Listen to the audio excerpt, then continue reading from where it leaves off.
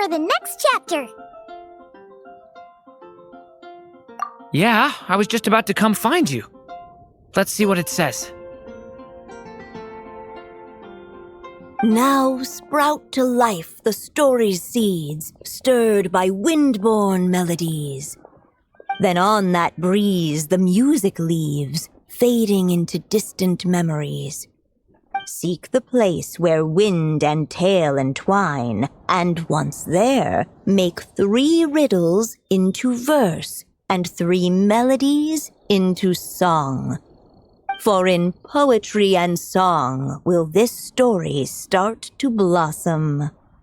Come on! Another riddle? All that talk about... Oh! Care to elaborate? Wind? Music? Poetry? Tone-deaf bards gotta know the answer. You mean Lord Barbados? Albedo introduced us when I first arrived in Mondstadt. I mean, someone like me was bound to catch his eye sooner or later. It's better that it's out in the open anyway. Now, how should we track him down?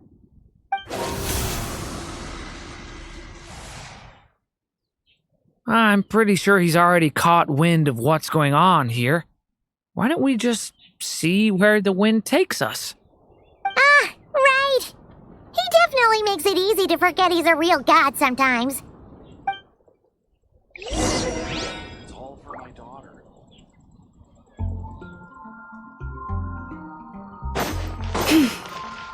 I'm gonna sing it one more time.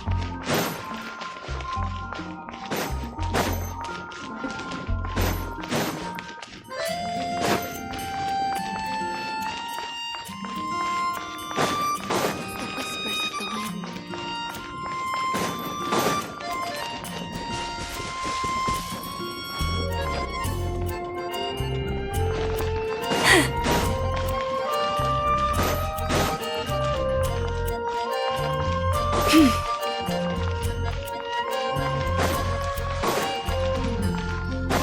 Yeah.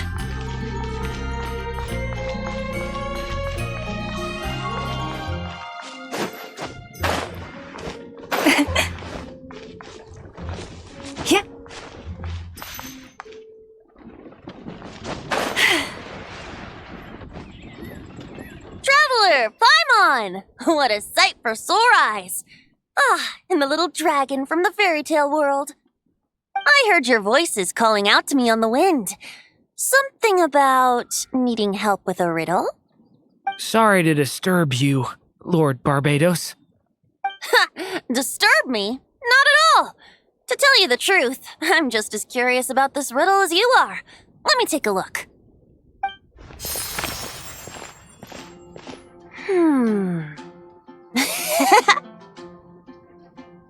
What is it? Did you figure out the answer? 3 riddles and 3 melodies. That sure takes me back. The answer you seek lies hidden in memory. Looks like running to Tone-Deaf Bard was the right call after all. Long ago, those mages came to Mondstadt, seeking to test their strength against mine. But I replied, let us make music, not war, and resolve our conflicts through song. So I strummed my lyre and sang them this verse. Oh wind, welcome now, my guests. Pass through verdant leaves unseen, where shape your formless self may take, and offer up a graceful scene, a fleeting gift for welcome's sake. Leap at the edge of a sea of clouds, where land meets sky and sky meets ground. There frighten off the noisy crowds and bring my guests a calm profound. Fly beneath the stars up high, where mortal noise is swept aside, that my dear guests with starry eyes may share the dreams they hold inside. Now go to where I vowed to keep a quiet spot for them to sleep. No clash, no contest bars the way. Just tea and mirth to fill the day.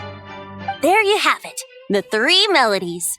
As for the answers to those 3 riddles, I trust you can guess them by now. The woods, the edge of a cliff, and the sky? Correct! Funnily enough, your mother was also the first to solve it, all that time ago. There must be some kind of special rapport between those who write stories and those who sing them. The woods, a cliff, and the sky. Oh! So that's where it is! I suppose the spot that answer points to is where you're headed next. You should know, after solving my riddle, the mages even accepted my proposal and made that location their official meeting spot. And going by what your book is suggesting, once you found it, you might want to try playing the melody I just shared with you. Guess you can be pretty reliable when it counts, huh? Great animal Archon? Thanks for the help, Lord Barbados. Still got questions for me, huh? Yeah, you must have read countless tales in your time, being a wandering bard and all. In your experience, why might an author consider a story unfinished? Unfinished?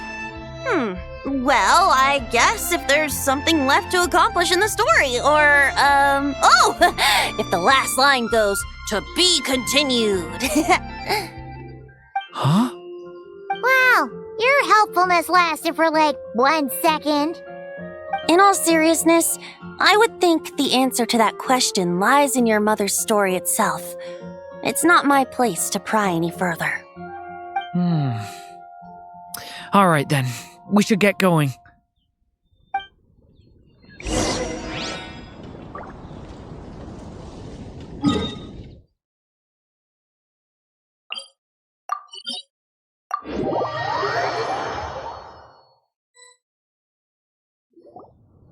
Okay, we're here! Now, we just need to play the 3 melodies, and we should be able to gather the memories for the next chapter, right? A musical performance? Huh. Out of all the things Miss Lisa has taught me, that's the one I'm worst at.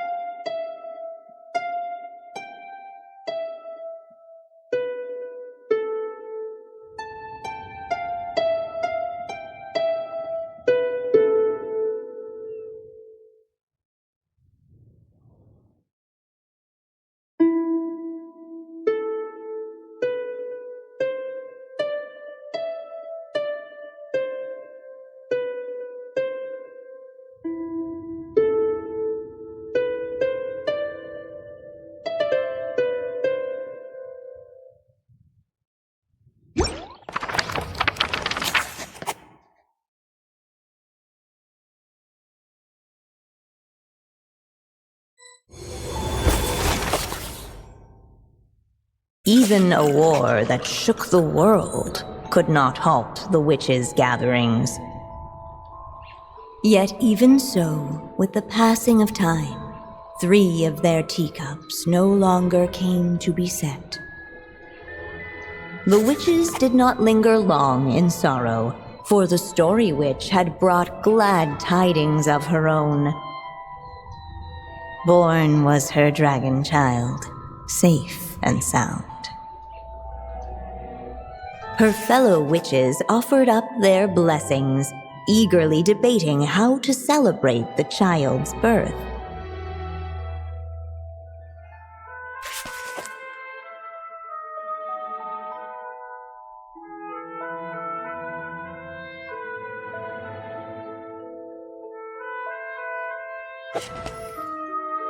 In the end, they settled on the most vibrant balloons they could find.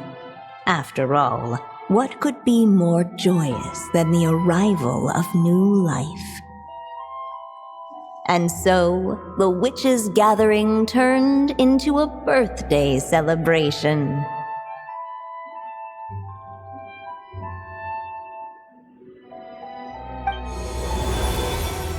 So, we're back in the story world, huh?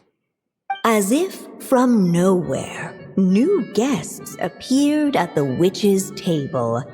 Perhaps they too had come to celebrate the dragon child's birthday. Yet while everyone else was busy thinking about what kind of gift to offer, these three seemed to have come empty-handed. Hardly the recipe for a warm welcome to a birthday party, now is it? A gift? Hey, what's this all about? We only just found out this was a party! While the guests voiced their complaints and grievances, perhaps they should have been wondering what kind of gift to give instead. So, we need to bring a gift to advance the story? Where are we supposed to get something like that? Perhaps it would be a good idea to have a look around. Why didn't you just say so?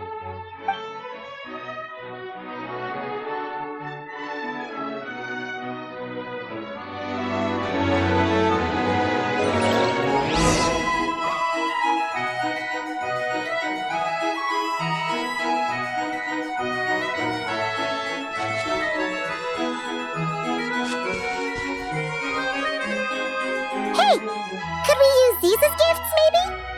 At last, the guests found something to give the dragon child. Guess that's a yes then. Which one should we go for? Still, the guests wondered what kind of gift might the little dragon really want. Should they put a warrior's sword in his hand and send him out on an unstoppable quest to save the world? Or perhaps a wandering hero's slingshot and the promise of a life of endless, uncharted adventure? Or maybe even a scholar's tome and the chance to take on all the world's unsolved mysteries. Okay. Wow. That's a lot of pressure all of a sudden.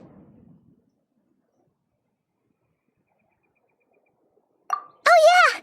Technically, we're actually picking a gift for you. So, which one would you prefer? You want me to choose? Wow, this feels kinda special. How come? For as long as I can remember, I've spent most of my time living in the stories my mother created. I always thought my mother had everything written out for me already, just like the toy figures in Constellation Metropole. What I wanted to do with my own future. That's something I've never really thought about. What did I want back then? This is the first time I've ever asked myself that question. Sounds like this is the perfect opportunity to answer it then. It's been a while since you left Simulanka, and after everything that's happened, it might be about time to start thinking about your future. Then let me give it some thought.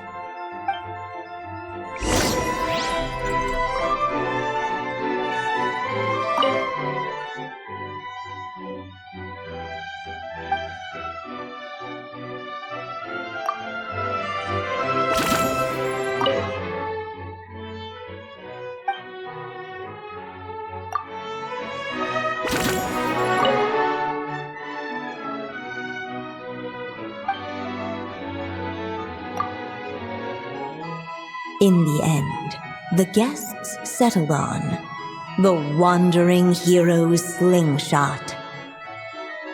A wandering hero. So, you're an explorer, just like us. I guess you inspired me. During our journey from Mondstadt to Nodcry, we passed through many places and encountered all sorts of different people. But despite the immense distances between them, there was always one topic that kept cropping up. Your accomplishments. Well, we are world-renowned adventurers, after all. Come to think of it, isn't a wandering hero basically the same thing as an adventurer? I've always thought of adventurers as people who chase after stories, and in doing so, they also leave behind many of their own. I'd like to become someone like that too.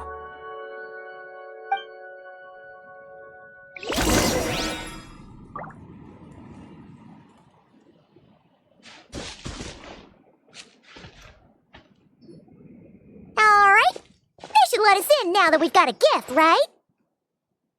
Hello there. Brought a gift this time. The newly arrived guest presented his gift, wishing the little dragon a future as a wandering hero, free and unburdened. Accepting the guest's blessing, the story witch invited him and his friends to take their place around the table. Finally, she could introduce them all to her dragon child, telling all in attendance about the moment of his hatching, and of course, the name he'd been given. It was then that the seer witch, diviner of the stars, withdrew her gaze from the heavens and turned a sorrowful glance upon the little dragon. You gave him the same name as that evil dragon? That's right. But the life I intend for him shall be very different. What folly to love so blindly. For as you must know, a name is the mirror of destiny itself. He who bears an evil dragon's name must also inherit the fate of its previous owner. His fate has been foretold. Then I'll rewrite it.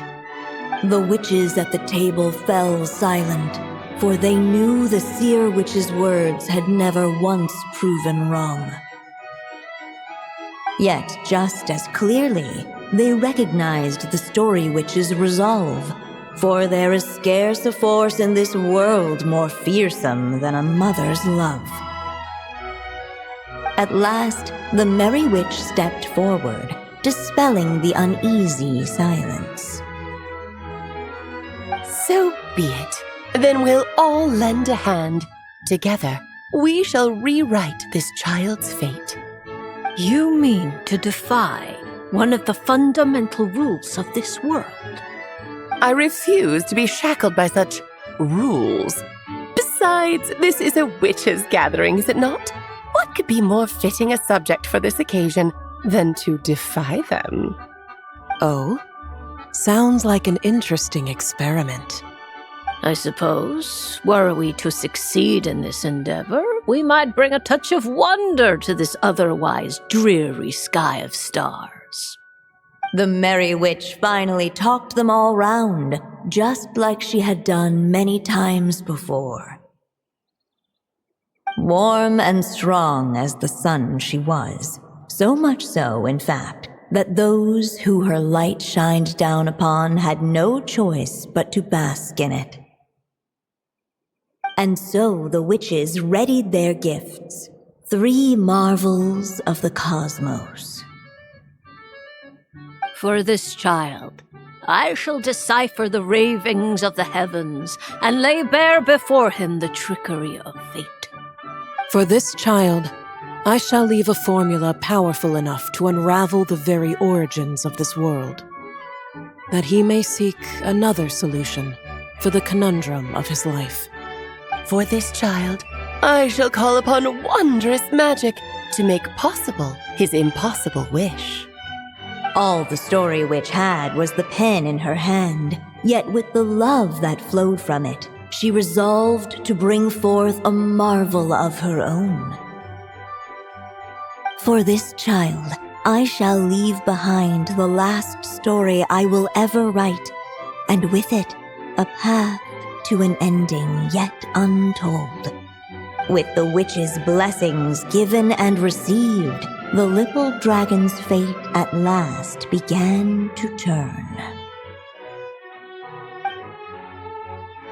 In the midst of the dragon child's birthday celebration, the seer witch proclaimed her prophecy. The child had been given the evil dragon's name, and with it, the burden of its fate. But hearing this, the story witch vowed to rewrite it all, for such was her love and resolve. And so the other witches offered their gifts in turn, marvels as rare as any in the cosmos. Together, they sought to test one of the fundamental laws of this world, in part to support a mother's love, and in part to sate their own curiosity. Oh, and I almost forgot. Our new guests came bearing blessings of their own. Who knows? Perhaps this extra spark of life might be all the little dragon needs to change his fate.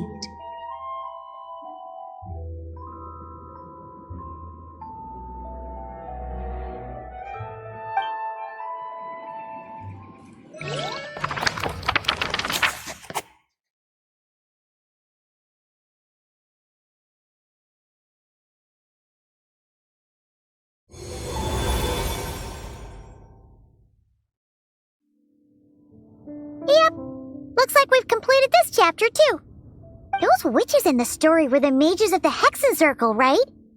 They sure seem to care a lot about you, Durin. But, Paimon kinda had trouble following their conversation. Just a bunch of mystery, as usual. The evil dragon's fate. Oh, is that what you're worried about? But didn't we already take care of that?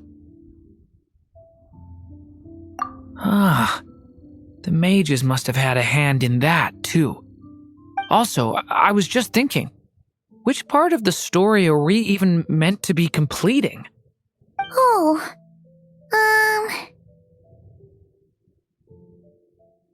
it feels less like we're filling in the gaps and more like we're adding something new altogether. But we use the ink, right? And the book hasn't given us any more clues, so that must mean our task is complete. At least for now. Yeah, I guess we're doing something right. Maybe I'm overthinking things. It's just, this is my mother's final wish, so I don't want to mess it up. Anyway, thanks for all your help. I'll let you know as soon as the book reveals a hint about the next chapter. Okay then. See you in the next chapter.